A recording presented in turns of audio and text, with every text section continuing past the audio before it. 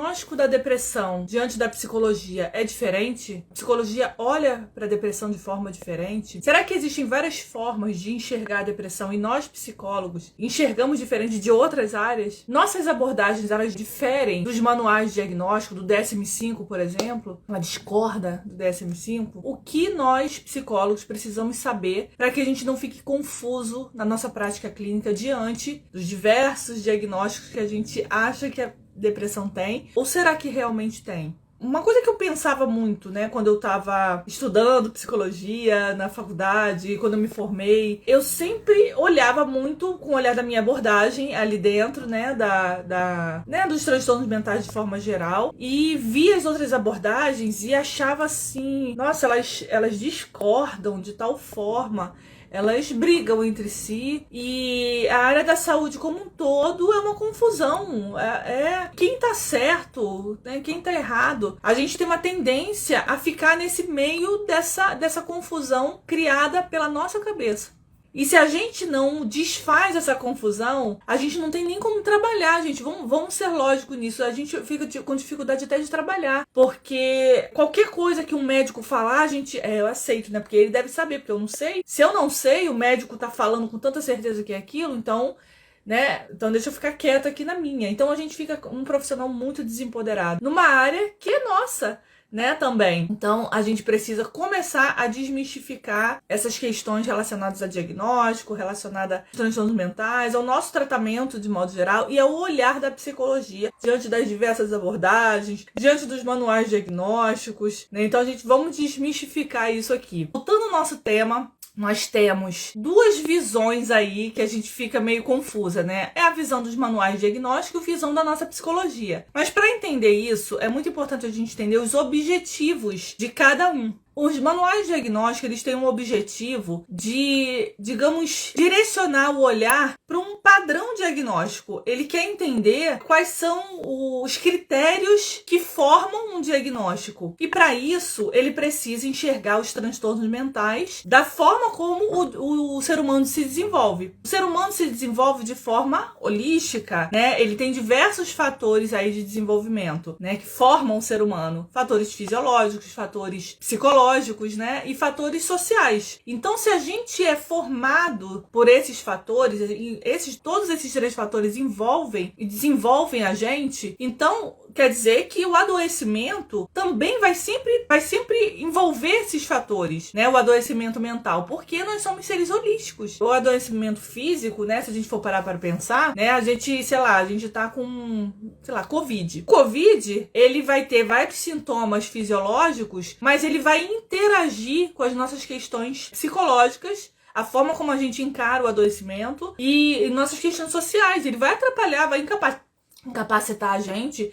de interagir, de vivenciar, de trabalhar, de estudar. A gente é um ser que, quando a gente adoece de um aspecto, a gente adoece do outro, porque a gente é um ser holístico, né? A gente é um todo. A gente não é só uma parte, né? A gente não é só um corpo, nem é só uma mente. A gente é uma mente interagindo com um corpo que interage com o mundo que a gente vive. Então, se é isso, o manual diagnóstico, ele vai englobar esses três aspectos do ser humano para entender esses três aspectos de adoecimento. Então, ele vai, digamos, nortear critérios lógicos, né, padronizados cientificamente, para que a gente entenda o desenvolvimento de um certo adoecimento, de um transtorno mental. Agora, se ele engloba três aspectos do ser humano com o objetivo de fazer com que a gente entenda minimamente os sintomas, o diagnóstico, os fatores, ele tem um objetivo apenas diagnóstico. Ele não tem um objetivo de tratamento, de lidar com como vai se desenvolver a partir daí, como o indivíduo vai lidar, que tipo de medicações ele vai tomar. Ele não lida com tratamento. Então o objetivo dele não é tratamento, não é a melhora da pessoa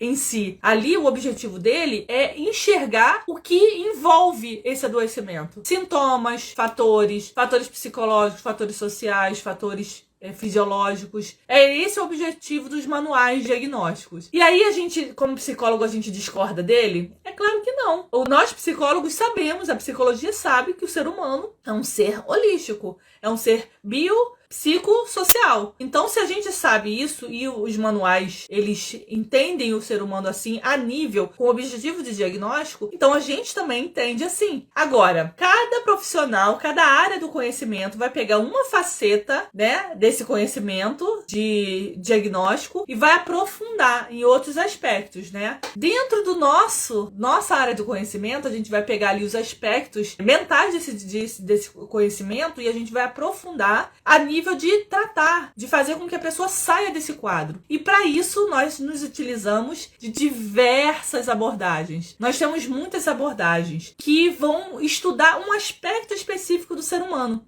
Gente, as nossas abordagens têm aspectos assim muito interessantes. E é interessante que nós, como profissional da psicologia, a gente olhe para todos. A gente enxergue um pouco todos esses aspectos para que a gente tenha uma noção geral do que a psicologia tem pra gente de conhecimento, né? Então, quanto mais a gente conhece, quanto mais a gente pode pensar sobre o ser humano, mais facilita o nosso trabalho, né? Agora, o DSM-5, né, pegou ali um apanhado de aspectos do ser humano para ele guiar, né? O objetivo é de guiar um olhar diagnóstico. Dentro desse olhar, a gente já entendeu que a gente vai pegar uma faceta dessa, né? Que é a faceta psicológica, né? Para que a gente possa aprofundar, né? Diversos outros olhares, inclusive diversos outros diagnósticos desse aspecto apenas, não do todo em si, mas desse aspecto, né? Agora, o médico também vai pegar um aspecto específico para aprofundar. Ele vai pegar o aspecto fisiológico, como os neurotransmissores se desenvolvem, como o corpo reage, né? Como reage às emoções, reage às questões globais, como é que o corpo reage a isso, né? Então, o desenvolvimento fisiológico, biológico, genético, isso é da área do médico. Então, os psiquiatras, os neurologistas, todos os médicos que forem estudar a depressão, ele vai pegar esses aspectos relacionados, né, ao nosso desenvolvimento físico para poder se aprofundar, estudar. E várias áreas vão pegar facetas, áreas da medicina. Os gastros, por exemplo, eles podem estudar as questões relacionadas às questões intestinais, o quanto os neurônios, né, também estão presentes ali nos nossos intestinos, e pessoas com depressão, qual a relação que tem, né, essas questões. O médico vai estudar, por exemplo, sobre um sintoma relacionado ao sono do paciente, né, de depressão. Então, como é que o sono, né, olha os neurologistas aí, como é que o sono, a falta, né, de neurotransmissores importantes para a produção de hormônios importantes para o sono, são importantes para que a gente tenha um melhor desenvolvimento e melhora de uma pessoa com depressão. Então, várias áreas da medicina também vão estudar aspectos diferentes fisiológicos ali. Então, isso é muito importante para a gente entender que a gente não diverge de nada. A gente só tem quadrados diferentes para poder se aprofundar, porque o ser humano é muito complexo, né? Imagina só uma área que desse conta de tudo, né? É impossível, né? E se a gente vê uma área que quer